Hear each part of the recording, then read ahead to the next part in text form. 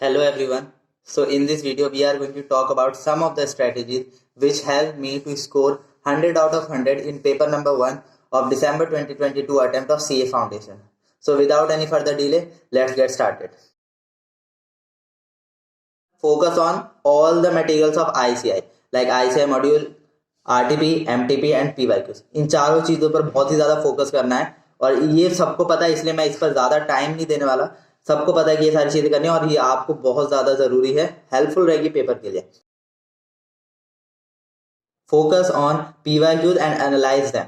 जब आप PYQs को करोगे, उनको एनालाइज करोगे, आपको ICI मॉड्यूल की इंपॉर्टेंस और ज़्यादा समझ में आने लगेगी, क्योंकि मेजॉरिटी ऑफ द क्वेश्चंस वहीं से आते हैं।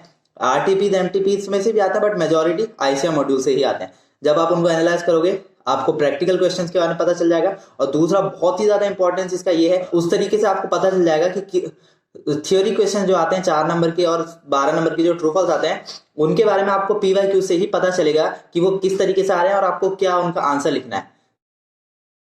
PYQs को सिर्फ करना नहीं है, फिर उसके सजेस्टेड आंसर्स में से अपने आप को इवेल्युएट भी करना है। जब आप इवेल्युएट करोगे तो आपको पता चलेगा कि यार मैं जो सोच रहा हूँ और जो आंसर्स उन्होंने दिए हैं उनमें थोड़ा सा डिफरेंस है या नहीं है। अगर डिफरेंस है तो आपको उसको कोप अप करना है, आपको सही से रखना है कि कैसे मैं उसका आंसर को मैच करने की कोशिश कर सकता हूँ। ट्रू फॉल्स में मैंने जो लिखा है, मैंने जो सोचा है, मैंने जो रीजन लिखा है, क्या वो सेम है या नहीं। अगर वो सेम नहीं है तो क्यों, और फिर उसको आपको अडेप्ट करना है और उसको आपको ध्यान में रख के चलना है। अगर मैं बात करूं ट्रू फॉल्स के लिए ना, तो थोड़ा सा ट्रू फॉल्स के लिए आप ये कर सकते हैं कि एक डिफरेंस, एक सेपरेट कॉपी बना के रखना और उसमें जो भी इंपॉर्टेंट ट्रू फॉल्स लगते हैं, जो भी आपको लगता है कि मैं रीजन गलत लिख रहा हूं और उसमें रीजन अलग लिखा है, तो उसको आप सेपरेट कॉपी में लिख के चल सकते हैं। पतली सी कॉपी बना के आप उसमें रखना, बहुत ज्यादा काम आएगा यार, 12 नंबर कम नहीं होते हैं। How to maintain your accuracy and speed, उसके लिए आपको काम करना पड़ेगा अपने ऊपर और उसको करने के लिए आपको टेस्ट देने पड़ेंगे। ऑनलाइन स्टडी या फिर मैं बात करूं जो अपने सेल्फ स्टडी करते हैं, उनके पास सबसे ज्यादा प्रॉब्लम यही आती है कि वो टेस्ट नहीं दे पाते हैं। तो टेस्ट या जो आप जो PYQs करने वाले हो ना, उसको आप एज अ टेस्ट दीजिए, बहुत ही सही रहेगा। 3 घंटे का टेस्ट बहुत ज्यादा हेल्पफुल हो सकता है और आपकी स्पीड भी उससे पता चल जाएगी आपको। अगर आप 3 घंटे में सिर्फ 80 to 70 मार्क्स का अटेम्प्ट करवा रहे हैं तो आपको और ज्यादा टेस्ट देने की जरूरत है। अगर मैं बात करूं कब आपको लगेगा कि टेस्ट या आपकी स्पीड बहुत ज्यादा सही हो चुकी है, जब आप 2.5 से 3 घंटे के बीच में अपना पेपर पूरा 100 मार्क्स का कंप्लीट कर पा रहे हैं, तो आपकी स्पीड अब ठीक है। अब आप बाकी चीजों पर ध्यान दे सकते हैं। स्पीड और एक्यूरेसी भी इसी चीज से आपको पता चल जाएगी। आप टेस्ट दोगे, PYQs के टेस्ट दोगे और फिर उसका सजेस्टेड आंसर से आपको उसको इवेल्युएट भी करना है, तो उसकी वजह से आपकी एक्यूरेसी और स्पीड दोनों मेंटेन हो जाएगी।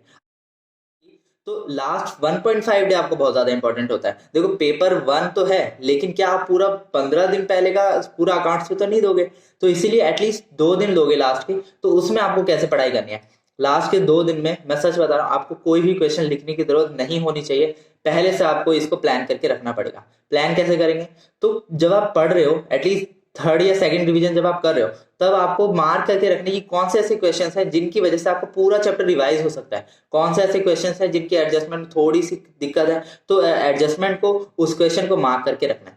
फिर उसके बाद जब आप लास्ट के 2 डेज 1.5 डेज में जब अकाउंट्स पढ़ रहे हो, तब आपको सिर्फ एक ही चीज करनी है, उस क्वेश्चन को लेना है, उस आंसर को लेना है और दोनों को मैच करना है। कि आप उस एडजस्टमेंट को देखने के बाद जो भी उसकी ट्रीटमेंट है, क्या आप मन में सोच लिए, हाँ, अगर आप उसके बाद वो सही भी है तो बहुत सही। यही चीज आपको करके चलिए हर एक क्वेश्चन के साथ, हर एक चैप्टर के साथ। टाइम नहीं होगा कि आप हर एक क्वेश्चन आप लिख के करें।